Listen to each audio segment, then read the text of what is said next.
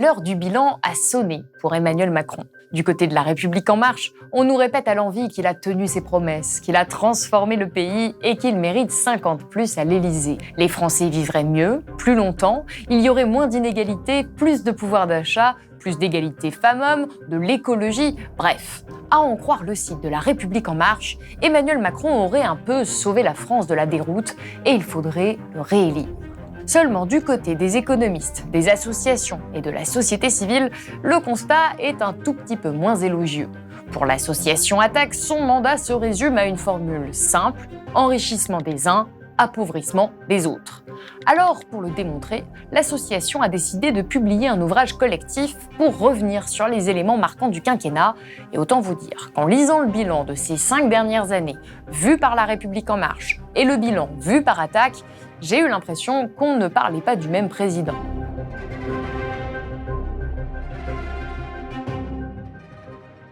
Pour en discuter aujourd'hui, j'accueille Annick Coupet. Annick Coupet, bonjour. Bonjour. Vous êtes la secrétaire générale d'Attac, une association de lutte pour la justice fiscale et environnementale. Et à vos côtés, Alan Barth. Alan Barth, bonjour. Bonjour.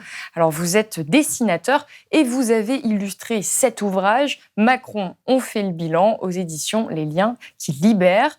Alors, j'aimerais vous poser cette question à tous les deux, peut-être à vous en premier, Annick Coupet. Pourquoi avoir décidé de publier maintenant un livre sur le bilan d'Emmanuel Macron ? Parce que Attac est une association d'éducation populaire tournée vers l'action citoyenne. Et donc, autant nous ne sommes pas un parti politique, autant nous considérons qu'on doit participer au débat citoyen. Et participer au débat citoyen à 2 mois d'une élection présidentielle, c'est de faire le bilan de celui qui a exercé le pouvoir depuis 5 ans.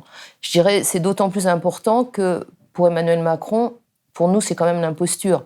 On y reviendra sans doute, mais entre les déclarations du candidat Emmanuel Macron en 2017 et ce qu'il a fait depuis 5 ans, eh bien, il y a plus qu'un fossé, il y a un gouffre. En tous les cas, pour nous, c'est important, comme association qui militons, comme vous l'avez dit, pour la justice sociale, pour la justice fiscale et pour la justice écologique, eh bien, de participer à ce débat citoyen. Et c'est peut-être d'autant plus important qu'on voit bien comment cette campagne est orientée depuis des mois, c'est-à-dire pour se focaliser sur des enjeux qui, de notre point de vue, ne devraient pas être les enjeux fondamentaux de cette campagne. On focalise sur l'immigration, on focalise sur l'islamo-gauchisme, on focalise sur le wokisme, etc. On y reviendra.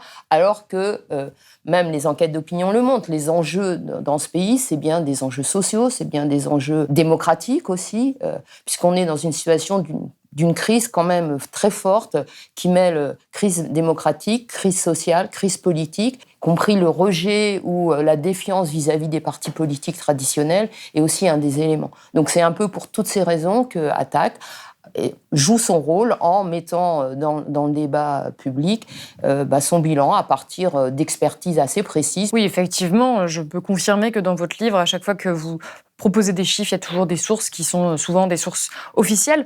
En revanche, ce qu'on peut remarquer dans ces 23 chapitres, qui à chaque fois commencent par une déclaration d'Emmanuel Macron, qui sont honnêtement un petit peu un regroupement de ses pires déclarations, c'est qu'on pourrait vous reprocher de vous être focalisé sur le négatif, sur les mauvais points de son bilan. Est-ce que vous pensez qu'il y a tout simplement peu ou pas de points positifs ? Alors, je pense qu'il y en a peu, mais il y en a surtout peu par rapport aux déclarations qu'il avait faites. C'est-à-dire qu'on juge aussi le bilan d'un président par rapport aux engagements qu'il avait pris. C'est aussi à partir de ça qu'on tire ce bilan.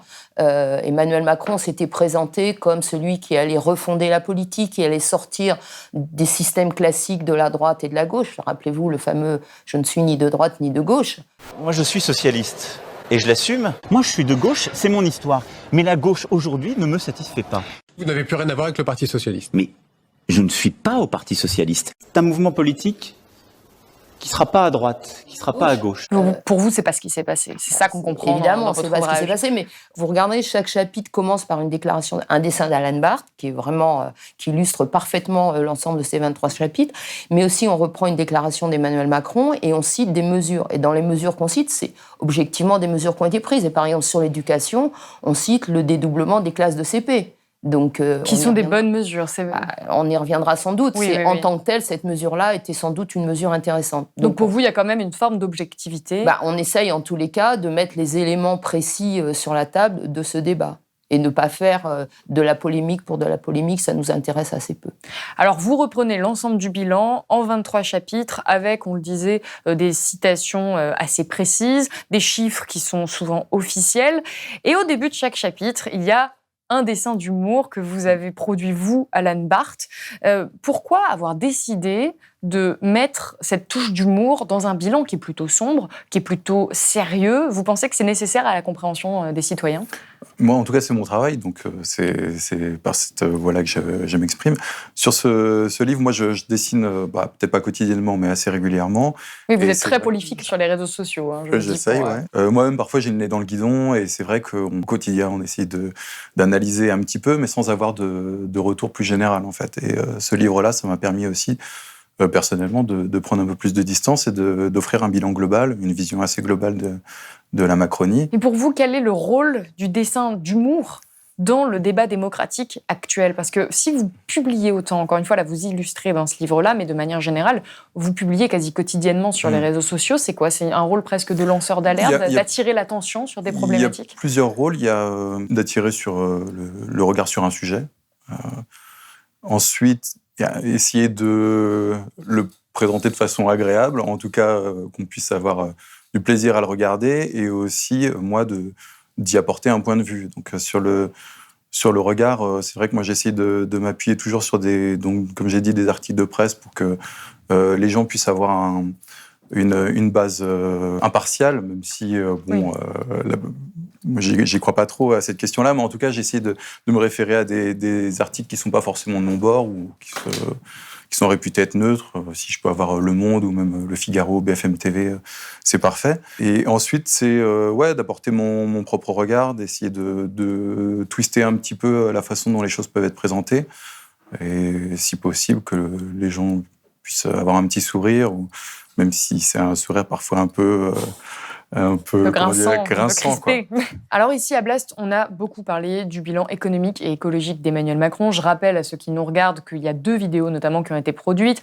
Une sur le bilan écologique d'Emmanuel Macron, sortie très récemment, réalisée par Paloma Moritz, et une que j'ai réalisée moi-même sur le bilan économique d'Emmanuel Macron. Donc on est revenu plutôt en détail sur beaucoup de mesures. Donc là, aujourd'hui, dans cette émission, je vais essayer de m'attarder forcément sur ce qu'on n'a pas traité ou ce qu'on ne va pas traiter, puisqu'une vidéo sur le bilan en termes de droits des femmes est prévue pour très bientôt sur Blast. J'aimerais donc commencer tout simplement par le premier chapitre, parce que je trouve qu'il est très important, et je trouve ça intéressant que vous l'ayez mis d'ailleurs en premier, parce que ce que vous décidez de commencer par traiter, c'est la question de l'éducation. Vous, Alan Barth, vous illustrez ça de cette façon. Plus de fermeture d'école, mais toujours des fermetures de classes. Tu vas vraiment leur dire que tu stoppes les fermetures d'école tout en continuant de fermer des classes. C'est vraiment prendre les Français pour des cons, et demande Emmanuel Macron. Alors, vous, plus sérieusement, à Attaque, vous expliquez que, selon vous, sur les questions d'éducation, la politique d'Emmanuel Macron a été tout simplement une machine à trier les élèves. Pourquoi ? Là aussi, on peut repartir de ce que disait Emmanuel Macron, c'est-à-dire qu'avant même d'être élu, il a fait un certain nombre de déclarations, on en reprend dans le livre, sur le fait que l'éducation, c'était prioritaire, c'était absolument fondamental. Mais tout ça, c'est des promesses qu'on a toujours entendues par tous les candidats, même dans les élections passées. Bon. Donc, cette question de l'éducation, évidemment, elle est fondamentale dans une société qui revendique l'égalité, la démocratie, etc. Bon. Et d'ailleurs, il faut remarquer que le ministre de l'Éducation, Jean-Michel Blanquer... Jean-Michel Blanquer, dont on a réalisé le portrait ici, voilà. Je me permets de le placer. Et donc, qui est un des piliers, en fait, de la Macronie et du gouvernement, puisqu'il est là depuis le début, il n'est jamais remis en cause, malgré un certain nombre de problèmes sur lesquels on pourra revenir. J'aimerais revenir sur notamment le dédoublement des classes de CP dans les écoles classées d'éducation prioritaire, qui a été fait dès le début du quinquennat. Voilà. Ce qui est plutôt une bonne mesure. En tant que tel, si on regarde le dédoublement des classes de CP, c'est une bonne mesure, forcément, puisque ça répond à quoi ? Ça répond au fait que les classes sont surchargées. Malheureusement, ce qui se passe, c'est que une fois que vous passez du CP en CE1, et puis les classes suivantes, il n'y a plus de dédoublement. C'est-à-dire qu'en fait, ce qui est une mesure positif sur une année de scolarité ne se retrouve absolument pas dans les années suivantes.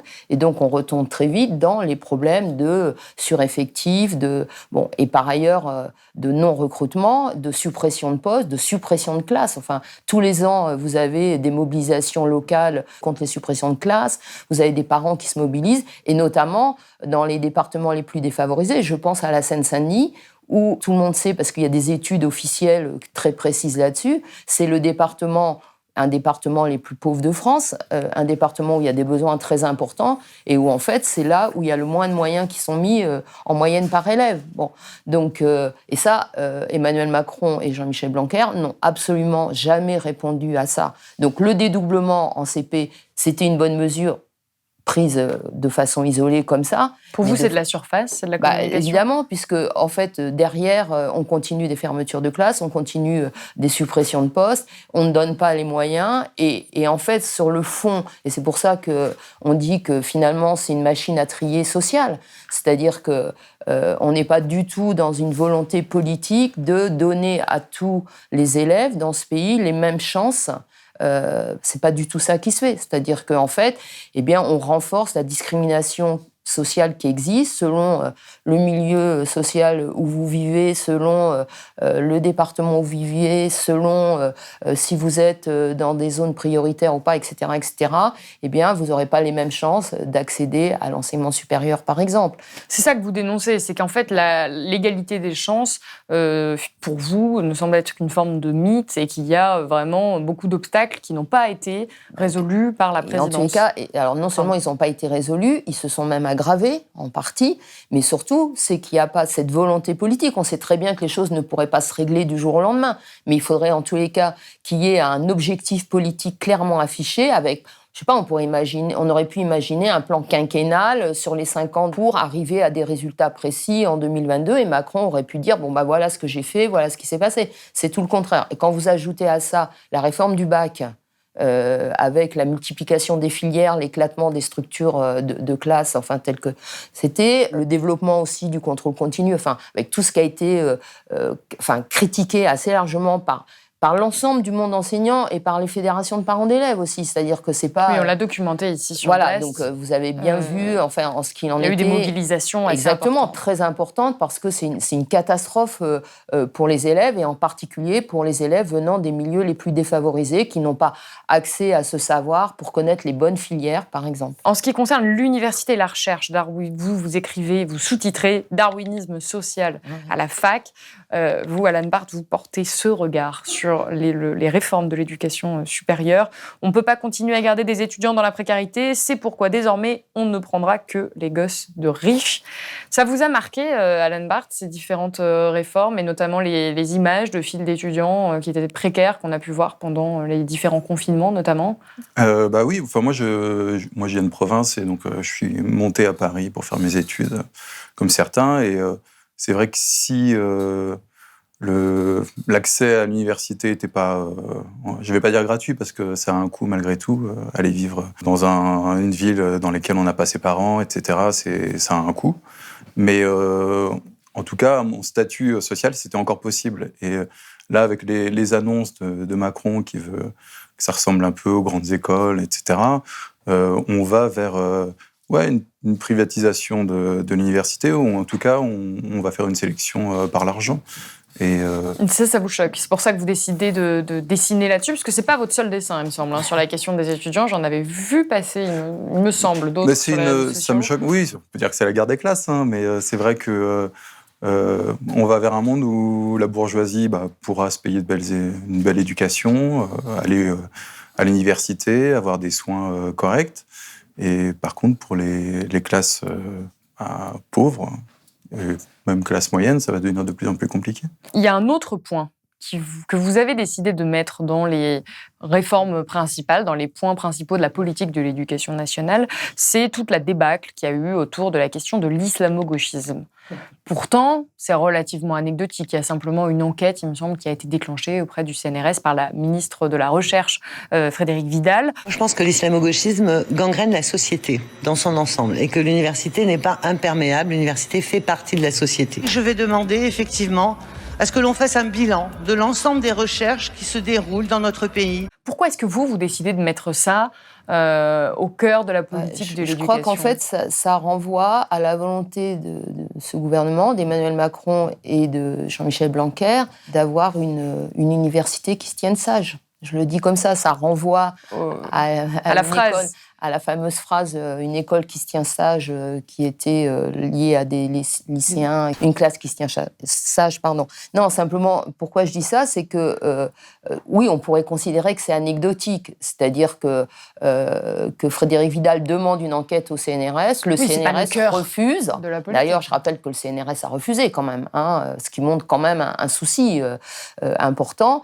Parce que ça, c'est pas quelque chose d'isolé. C'est-à-dire qu'en fait, cette entre guillemets chasse à soi-disant l'islamo-gauchisme qui se développerait dans l'université française, ça renvoie à des débats qu'on a quand même depuis un certain nombre d'années. Ça peut renvoyer à des moments donnés au combat de ceux et celles qui soutiennent la Palestine et les droits des Palestiniens. Ça peut renvoyer à des moments donnés sur ceux et celles qui luttent pour mettre en visibilité les personnes racisées et le racisme systémique ou le racisme d'État qui peut exister dans ce pays. Bon, ça renvoie un peu à tout ça. Et ça renvoie à des thèmes qui ont été portés depuis un certain nombre d'années maintenant par l'extrême droite ou, je veux dire, un certain nombre de penseurs et de penseuses qui s'inscrivent tout à fait dans cette droite et cette pensée de droite et qui est une pensée qui, de mon point de vue, détourne la notion de laïcité, mais on pourra y revenir aussi, puisque c'est dans cette logique-là. Enfin, les déclarations de Frédérique Vidal, c'était tout à fait ça. Et c'est aussi choqué une partie du corps enseignant. Bien sûr, parce que quand même, je veux dire, un pays où on donne des directives de pensée aux études universitaires, c'est quand même, il y a un souci de démocratie, quoi. Enfin, je veux dire, normalement, c'est des choses qui se font dans des pays qu'on qualifie en général de totalitaires. Donc, la liberté de recherche, la liberté de penser, la liberté d'expression, etc., dans l'université, ça fait partie, en tous les cas pour nous, des enjeux démocratiques très forts dans un pays. Alan Bard, vous, ces déclarations successives des différents ministres, notamment Jean-Michel Blanquer et Frédérique Vidal, sur le fameux islamo-gauchisme, ça vous fait sourire ? Ouais, c'est une façon de stigmatiser toute une opposition sans vraiment rentrer dans les détails, de rester juste dans essayer de provoquer une réaction épidermique chez certains, parce qu'on sait qu'en parlant d'islamisme, ça va faire plaisir à plein de gens. Et pour moi, dans la mesure où il y a rien d'étayé, il y a rien de concret derrière, et d'ailleurs, au-delà de cette insulte d'islamo-gauchisme, derrière, il n'y a pas vraiment de discours. Moi qui viens du monde d'Internet, ça ressemble à du trolling, en fait. C'est simplement, on va développer tout un discours qui est cohérent, argumenté, et derrière, il y a quelqu'un qui va dire « Ah, ça, c'est de l'islamo-gauchisme ». Et ça permet de ne pas rentrer dans le détail, mais d'avoir mis une étiquette, en tout cas, d'adversaire politique dessus, sans avoir besoin d'argumenter quoi que ce soit. Alors, il y a un autre chapitre dont je voudrais parler, c'est celui sur les territoires. Vous écrivez « Les perdants de la métropolisation ». Alan Bard, vous l'illustrez de cette façon. C'est Emmanuel Macron qui est en train de parler à quelqu'un qui habite visiblement en province. On a aussi des besoins en province. Très bien, mon brave. Toi, vouloir quoi ? Du foin pour ton cheval, un puits dans ton village. Pourquoi ? Quel est le sous-texte de cette image ? Là, c'est exagéré, mais c'est une critique un peu du parisianisme de Macron et de la façon de voir les choses de façon très lointaine. C'est une façon aussi qui est en écho avec tout le mépris qu'il a pu présenter vis-à-vis des gens, en parlant d'illettrisme, en parlant des gens qui ne sont rien. C'est lui qui crée lui-même une distance vis-à-vis de... c'est même pas principalement des provinciaux, mais des Français de façon générale. Alors, on va justement parler un peu de territoire, avec des chiffres. Les territoires, c'est une question qui a été propulsée au cœur du débat, notamment avec le mouvement des Gilets jaunes, qui a rendu visible, souvent on le dit, la France des invisibles, parce que dans les territoires ruraux, vous le réécrivez, vous le rappelez, les services publics sont à l'abandon, il y a de plus en plus de déserts médicaux. Je pense que je peux en parler, parce que j'en sais quelque chose. Moi, je viens d'Ardèche, d'un tout petit village, où il est effectivement très compliqué d'accéder aux soins en temps et en heure.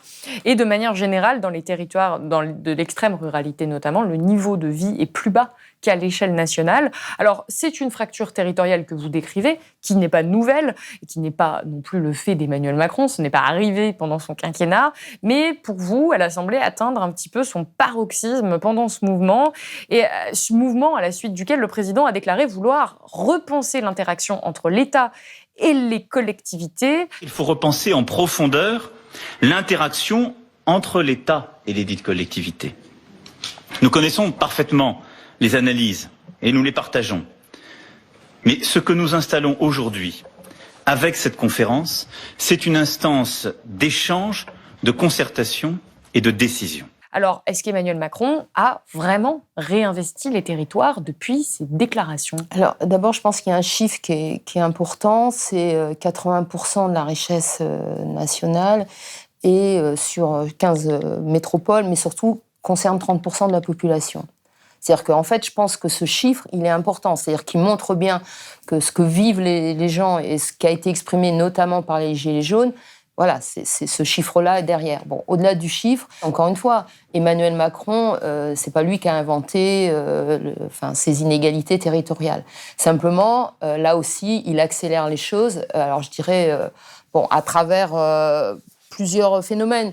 La question de la dématérialisation technologique, je veux dire numérique, c'est une question importante. C'est-à-dire que là aussi, on pourrait dire, c'est un détail, c'est pas très important. Mais de fait, c'est pas vrai. C'est-à-dire que pour une partie importante de la population, c'est pas vrai que pour les territoires ruraux. Ça peut être vrai aussi pour les personnes âgées, mais ça peut aussi se recouper, territoires ruraux, personnes âgées, mais pas seulement. C'est-à-dire que cette dématérialisation systématique qui est développée maintenant pour tous les services publics. C'est ça, vous mentionnez le fait que pour toutes les administrations, pour payer ses impôts, pour recevoir ses APL, pour toucher ses allocations chômage, etc., etc. Il faut passer par des plateformes numériques. Et là, il y a une inégalité territoriale. Tout à fait. Et ça, par exemple, la défenseuse des droits, il y a eu un rapport très important qu'elle a mis bien ça en avant. C'est-à-dire qu'en fait, là aussi, ça accroît les inégalités. Je pense que le mouvement des Gilets jaunes exprimait tout à fait ça. C'est-à-dire que c'est des personnes qui se sentaient, qui sont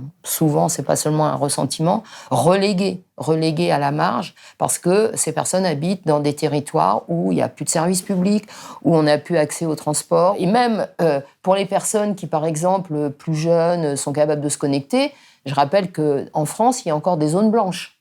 C'est-à-dire qu'on a développé la 5G et Macron, de ce point de vue-là, contrairement à des enjeux écologiques, mais c'est une autre question, est allé à marche forcée sur le développement de la 5G pour répondre à ses amis des grands groupes d'opérateurs. Et pour autant, en qualifiant ceux qui résistaient à ça d'amis. La France va prendre le tournant de la 5G parce que c'est le tournant de l'innovation. Et j'entends beaucoup de voix qui s'élèvent pour nous expliquer qu'il faudrait relever la complexité des problèmes contemporains en revenant à la lampe à huile. Je ne crois pas au modèle Amish. Ça renvoie au mépris dont tu parlais, mais juste pour dire que la fracture territoriale, c'est aussi la fracture numérique avec des zones blanches qui existent encore aujourd'hui. Encore une fois, j'en sais quelque chose. Je suis allée en Ardèche il n'y a pas très longtemps. Un réseau incroyable. Hein. Donc cette affaire de dématérialisation est tout sauf anecdotique. Le deuxième élément qui accélère ces difficultés territoriales, c'est la question de la baisse des ressources financières attribuées aux communes. Oui, vous parlez de pression budgétaire. Alors les pressions, il y a l'affaire de la taxe d'habitation. On pourrait discuter sur le fait de supprimer la taxe d'habitation, à qui ça profite, est-ce que c'est une bonne chose, etc. Mais de toute façon, la conséquence, c'est des ressources en moins parce qu'elles ne sont pas compensées totalement par l'État. C'est aussi la volonté de baisser sur le quinquennat de 70 000 emplois territoriaux sur le quinquennat. C'est ça qui a été annoncé et c'est ça qui est en train de se faire. C'est-à-dire que c'est aussi des ressources territoriales qui disparaissent en termes d'emploi. Et donc, quand vous avez plus des personnes pour tenir ces emplois, soit ces services disparaissent, soit on renvoie effectivement à la numérisation. Donc, c'est quoi ces 70 000 emplois ? Parce qu'il y a des gens qui vous diront, oui, mais c'était 70 000 emplois qui ne servaient à rien. Donc on les a supprimés pour faire des économies. Cette question de faire des économies à tout prix, pourquoi et pour qui ? Et en fait, franchement, rien n'a été démontré sur le fait que ces 70 000 emplois n'étaient pas utiles. C'est-à-dire que... Comment on a déterminé ? Je ne sais pas. Il faudrait demander à Emmanuel Macron pourquoi c'est ce chiffre de 70 000 emplois comme objectif fixé aux collectivités territoriales comme suppression a été fait. Je ne sais pas. L'argument, c'est rarement de faire des économies, c'est de dire c'est pour que ça fonctionne mieux. À chaque fois qu'on dit on va enlever de l'argent, mais ça ne fonctionne pas actuellement, donc là, ça va mieux fonctionner. Et en fait, la logique qui est celle d'Emmanuel Macron, c'est celle de continuer et d'accélérer les logiques de la politique agricole commune qui conduisent à des concentrations de territoires agricoles, etc. Dans les mains de suppression et des suppressions massives et des disparitions massives de paysans et de... Et on peut préciser ça touche aussi, alors que c'est aussi des enjeux pour les territoires, de garder des territoires avec des personnes qui habitent, des personnes qui vivent, des personnes qui travaillent, des personnes qui s'occupent, des paysages, de l'environnement, etc. Donc il y aurait quand même beaucoup de choses à revoir. Et puis peut-être dernière chose, c'est les questions de la spéculation foncière et immobilière. Et que ça, il n'y a absolument rien eu de fait sur ces questions-là, quoi. J'aimerais qu'on parle un petit peu du monde de la culture. On se souvient tous de ces déclarations d'Emmanuel Macron pendant cette conférence dédiée au sauvetage du monde de la culture pendant la crise du Covid. Là, on rentre dans une période où on doit, en quelque sorte, enfourcher le tigre. Et donc le domestiquer. Il ne va pas disparaître, le tigre, il sera là. Et la peur sera là dans la société. Elle ne va pas disparaître. Mais le seul moyen qu'il ne nous dévore pas, c'est de l'enfourcher. Alors, Alan Barth, vous avez illustré le chapitre sur la culture de cette façon. Emmanuel Macron s'adresse au monde de la culture. Pour moi, c'est même pas une caricature. Vous avez carrément repris les termes du président. Ouais, c'est vrai. Est-ce qu'à un moment, la réalité ne dépasse pas la fiction ? Je me suis plusieurs fois retrouvé un peu embêté dans ce quinquennat parce que c'est vrai que parfois, il suffit juste de retranscrire les paroles. On pourrait penser que c'est de la caricature et ça ne l'est même pas. On pourrait penser que c'est de la caricature et ça ne l'est pas. Et en même temps, que dire de plus ? C'est presque... parfois, on vole votre travail.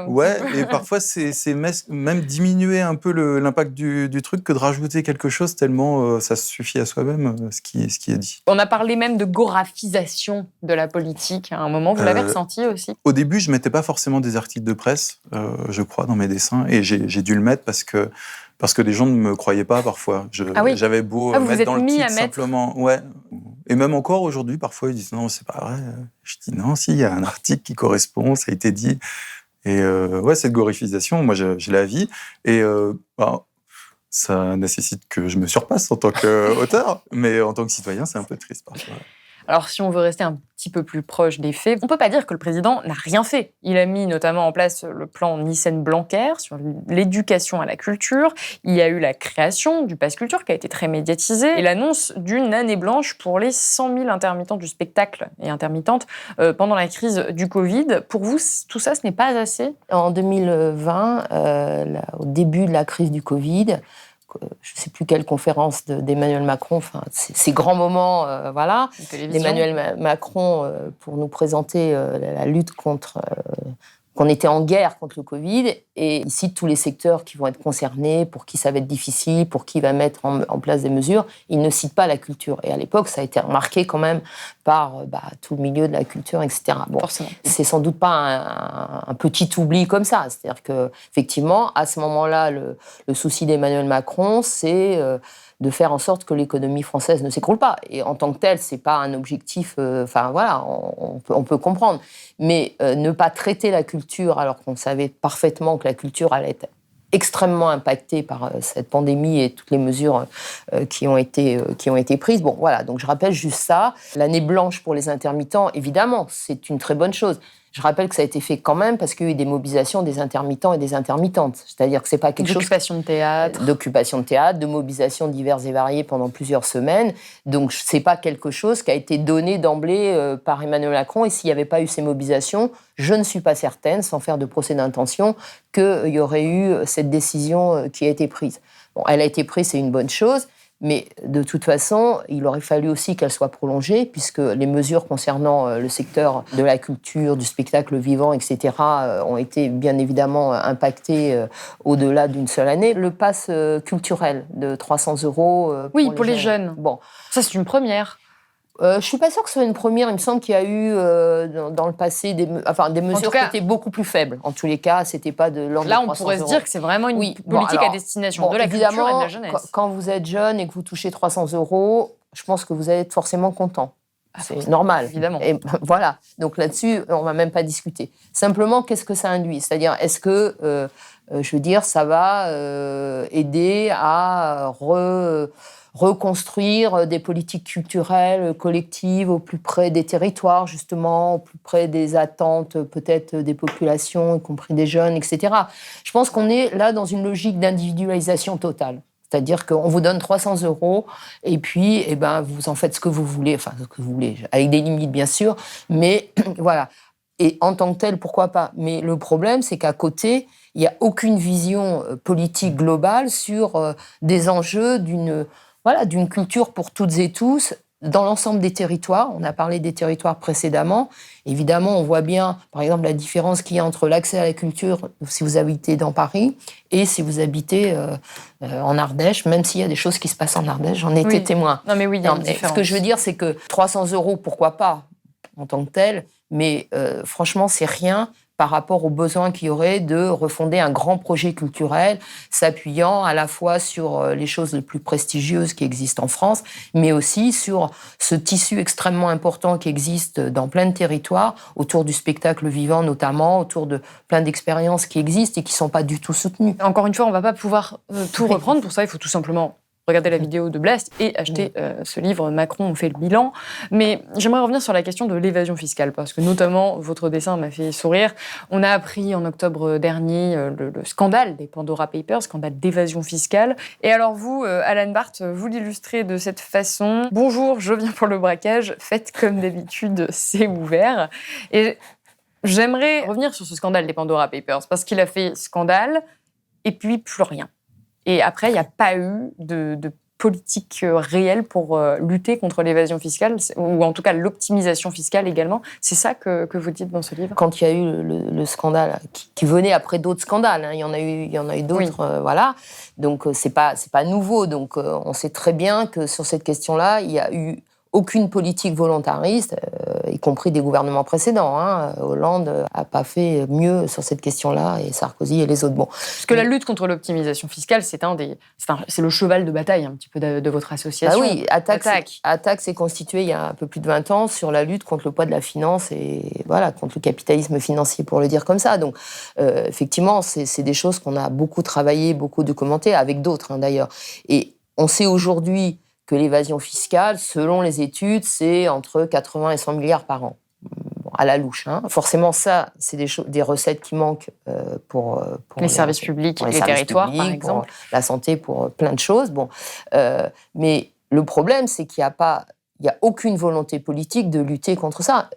Un exemple très précis, c'est que les services du ministère des Finances perdent des milliers d'emplois chaque année. Et une grande partie de ces emplois sont des emplois qui sont liés au contrôle. Donc c'est aussi un élément, non pas... Mais ça, c'est propre au mandat d'Emmanuel Macron ou c'était déjà le cas avant ? C'était déjà le cas, mais ça s'est accéléré. C'est-à-dire que les chiffres de suppression d'emplois, je crois qu'on était l'année dernière à 5 000 ou 7 000, c'est extrêmement important. Et ce que disent les agents des finances publiques, c'est que, évidemment, ils font moins de contrôle, donc c'est un bout de la chaîne où cette question d'évasion fiscale. Et puis, il y a aussi ce qui se passe au niveau européen, c'est-à-dire qu'il devait y avoir des mesures prises au niveau européen, et la France a été parmi les pays quand même qui ont freiné les choses. Notamment sur la question des GAFAM, dont on sait que c'est quand même des champions sur l'évasion fiscale, alors avec des techniques d'optimisation fiscale, de répartition, tout le démontage fiscaux, qui sont très bien documentés maintenant. Eh bien, donc la France s'est félicitée qu'il y aurait une taxe de 15%. Qui a été décidée au niveau européen l'an dernier. Je rappelle que la France se battait pour que la taxe soit de 12,5%. Comme ce qui se passe en Irlande actuellement. Bon. Mais 15%, c'est beaucoup moins que ce que devraient payer ces GAFAM. Vous vous rendez compte que c'est moins que les impôts sur les sociétés pour les petites et moyennes entreprises. Donc on voit bien que là, il n'y a pas du tout cette volonté politique, ni par le fait de mettre des moyens au niveau des contrôles fiscaux, ni par le type de positionnement qu'a pris la France au niveau européen. Et puis, je dirais qu'il y a peut-être un troisième élément, c'est qu'il y a une liste des paradis fiscaux qui existe. Qui a été réduite. Qui a été réduite, et notamment, le Luxembourg n'est pas dans les paradis fiscaux. Donc le Luxembourg n'est pas considéré comme un paradis fiscal par la France. Vous, à Attac, vous avez beaucoup dénoncé ces questions d'optimisation, d'évasion fiscale. Vous avez également dénoncé l'accumulation de richesses sans précédent de certaines grandes fortunes françaises. Vous vous exprimez à travers des actions qu'on peut dire un petit peu choc, notamment l'été dernier, vous avez peint les vitrines de LVMH, si je me souviens bien.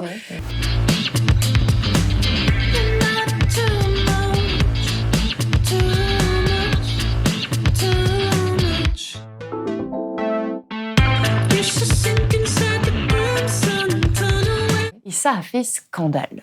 Ça a été particulièrement commenté, décrié. On a même questionné le fait qu'il faudrait peut-être vous dissoudre. Comment vous avez vécu ce quinquennat, vous ? Quel est le bilan que vous faites en termes de liberté, vous, en tant qu'association Attac ? Je crois que c'est intéressant que vous rappeliez effectivement les réactions qu'il y a eu à ce qui n'était qu'une action de désobéissance civile tout à fait symbolique, puisqu'on a recouvert avec de la gouache à l'eau les vitrines de la Samaritaine. Et effectivement, il y a eu un déferlement de responsables politiques de différents bords. Hein. Je pense que, par exemple, Madame Hidalgo s'est sentie obligée de nous dénoncer. Bon. Et du gouvernement, etc. Bon, par ailleurs, on attend toujours la plainte qu'on nous avait promis. Il n'y a pas eu de suite. Et il n'y a eu aucune suite. Donc ça prouve bien que entre les déclarations, ce déferlement de déclarations haineuses pour certaines, et puis la réalité de l'action, bon, voilà. Mais pour vous, c'est peut-être rassurant pour la démocratie que vous n'ayez pas eu affaire à des plaintes. C'est plutôt rassurant sur le fait qu'il y a encore en France une justice qui n'est pas totalement aux ordres. Bon. Donc ça, c'est plutôt rassurant. Mais le fait qu'il y ait eu ce déferlement de différents responsables politiques, etc., montre qu'aujourd'hui, on est dans un pays où faire une action pour dénoncer cette stratégie d'évasion fiscale, d'optimisation fiscale des plus riches qui s'accaparent toujours plus de richesses, dérange et n'est plus accepté, ou en tous les cas ne fait plus partie des possibilités de débat démocratique. Vous avez l'impression, vous, d'être de plus en plus décrié en tant qu'association, notamment pendant ce quinquennat ? Alors, je pense que c'est pas nous les pires. Hein. Ce qui s'est passé ce jour-là autour de LVMH participe mais aussi d'un discours, là aussi au plus haut niveau de l'État, d'Emmanuel Macron, qui, je rappelle, a quand même qualifié les grévistes de feignants.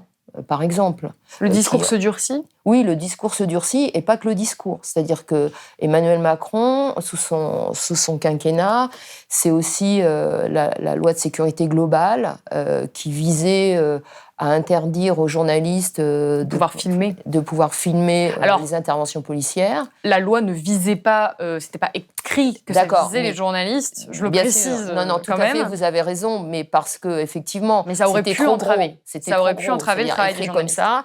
Et d'ailleurs, il y a eu quand même une mobilisation très importante, et notamment dans des rédactions très diverses. Hein, donc, on fait reculer quand même en partie, mais au-delà de ça. Je rappelle quand même qu'il y a eu des mesures qui avaient été prises après les attentats de 2015, qui ont été mises dans la loi définie, alors que c'était des mesures liées à un état d'urgence. Bon, tout ce qui s'est fait autour du Covid, sans entrer dans le débat dans le détail, mais je veux dire, a aussi contribué à limiter, réfréner, etc. Et puis surtout, c'est tout ce qui s'est passé en termes de répression des mouvements sociaux. Et de ce point de vue-là, le quinquennat d'Emmanuel Macron est particulièrement grave. C'est-à-dire que, par exemple, le mouvement des Gilets jaunes, je veux dire, c'est des milliers de gardes à vue, c'est des personnes mutilées. Je rappelle qu'il y a quand même eu une morte à Marseille, Zineb Redouane. Tout à fait. Et puis, des violences policières quand même très importantes. Vous en parlez justement de la question des violences policières. Je me permets de le rajouter. Alain Bard, vous portez ce regard sur la question des violences policières. Emmanuel Macron qui marche avec Brigitte Macron, visiblement. Quel tintouin, ces histoires de violences policières. Tout ça est tout de même un peu disproportionné après tout. Les flics ne tabassent que des Noirs, des Arabes et des gauchistes. Alain Bard, vous avez le même sentiment sur la restriction des libertés publiques ? Ouais, je crois qu'il y a une criminalisation des mouvements sociaux, notamment. Maintenant, il est assez louche d'aller manifester. Enfin, moi, j'ai des souvenirs... Louche ou dangereux? Ouais, dangereux, c'est sûr. Moi, j'ai des souvenirs de manifestations où on pouvait aller en poussette, il n'y avait pas de souci.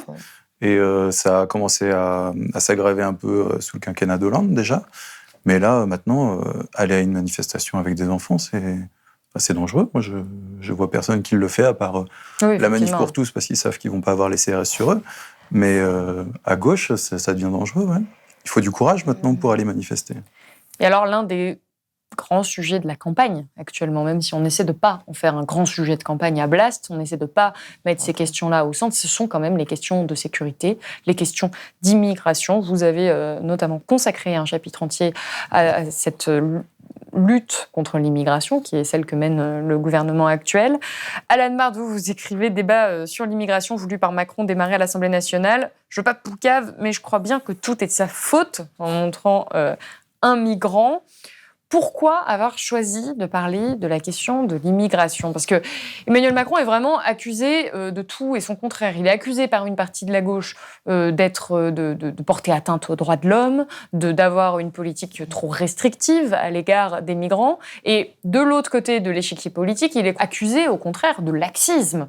On l'accuse de faire de la France vraiment une terre d'accueil, d'asile pour l'ensemble des migrants de ce monde. Vous, quel regard vous portez sur sa politique migratoire pendant ce quinquennat? Alors, là aussi, si on reprenait les déclarations d'Emmanuel Macron, candidat en 2017, qui étaient des déclarations libérales au sens politique du terme, c'est-à-dire un discours d'ouverture, etc., se référant aux droits humains, etc. Et en fait, très vite, on est passé à autre chose. Il y a eu la loi Asile-Immigration, qui, par exemple, passe à 90 jours... la durée maximale de rétention. Et ça a des conséquences. Et on voit aujourd'hui, par exemple, que la France se fait taper sur les doigts par la Commission des droits humains de l'ONU parce qu'il y a des enfants qui sont en rétention, alors que c'est interdit par les conventions de l'ONU. Là aussi, on est dans une accélération, c'est-à-dire la volonté de reconduite aux frontières, c'était l'idée de 100% de reconduite aux frontières des personnes qui ont des obligations de quitter le territoire des OQTF.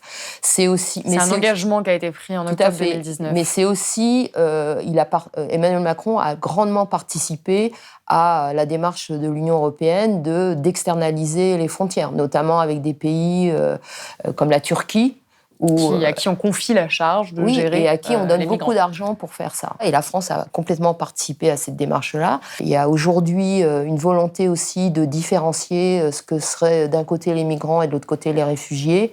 Donc, alors qu'on sait aujourd'hui parfaitement que cette différenciation n'est pas du tout opérante. Les gens qui viennent en Europe, etc., sont à la fois des migrants et des réfugiés la plupart du temps. Et ça peut être des réfugiés climatiques comme des réfugiés économiques, des migrants économiques comme des migrants climatiques. Parce que la distinction qu'on a tendance à faire, c'est de dire qu'il y a des gens qui fuient pour des bonnes raisons, entre très gros guillemets, donc les réfugiés, c'est-à-dire qui sont souvent qui fuient des pays en guerre, et les migrants un peu de confort, entre très gros guillemets évidemment, migrants dits économiques, c'est-à-dire qui viennent là seulement pour trouver de meilleures conditions de vie, mais qui ne sont pas en danger dans leur pays. Effectivement, cette distinction, elle a beaucoup été opérée. Je la précise pour les gens qui nous regardent. Vous avez raison. Pour vous, oui, elle est absurde. Elle est absurde parce que, effectivement, des personnes qui quittent un pays parce que la crise climatique fait que le désert avance, qu'ils ne peuvent plus... Enfin, je veux dire, c'est assez documenté maintenant. C'est quoi? C'est des migrants, c'est des réfugiés, c'est des migrants qui viennent simplement pour travailler ou des réfugiés parce qu'ils ne peuvent plus vivre dans le pays où ils sont nés. Oui, alors vous rappelez justement du coup les atteintes aux droits de l'homme qu'ils peuvent subir en arrivant en France, mais certains pourront vous opposer qu'en même temps, Emmanuel Macron a un peu entre guillemets le sale boulot, c'est-à-dire qu'on ne peut pas accueillir tous les migrants, qu'à un moment il faut instaurer un cadre légal et que donner de trop bonnes conditions aux migrants, ce serait une manière de faire un peu un appel aux autres migrants à venir. C'est le fameux appel d'air. Voilà. Non, mais c'est un discours qui est beaucoup utilisé. Non, mais tout à fait, dont on nous parle depuis des décennies. Mais je veux dire, il est remis en avant régulièrement, notamment à l'approche d'élections. À chaque fois. Enfin, si vous regardez toutes les campagnes précédentes, c'est souvent quelque chose qui revient. Alors, l'extrême droite, évidemment, c'est son, je veux dire, mais en fait, quand on regarde la réalité des choses, bon, le flux migratoire, il n'explose pas. Il n'explose pas en Europe, il n'explose pas en France. Ça, c'est faux. Et par ailleurs, je veux dire, l'économie française, comme beaucoup d'économies de pays développés, comme l'Allemagne, comme d'autres pays, aujourd'hui, sans migrants, qui sont utilisés souvent dans des conditions extrêmement grandes de précarité, sans papier. Il y a des luttes actuellement, par exemple, dans des filiales de la Poste, de travailleurs immigrés sans papier qui sont exploités dans des conditions absolument incroyables. Bon. Aujourd'hui, ils réclament un justificatif de travail, sésame pour obtenir un titre de séjour. J'ai travaillé pendant 1 an, 6 mois. La loi interdit d'employer des sans-papiers, mais elle permet dans le même temps une régularisation par le travail aux étrangers qui prouvent leurs emplois.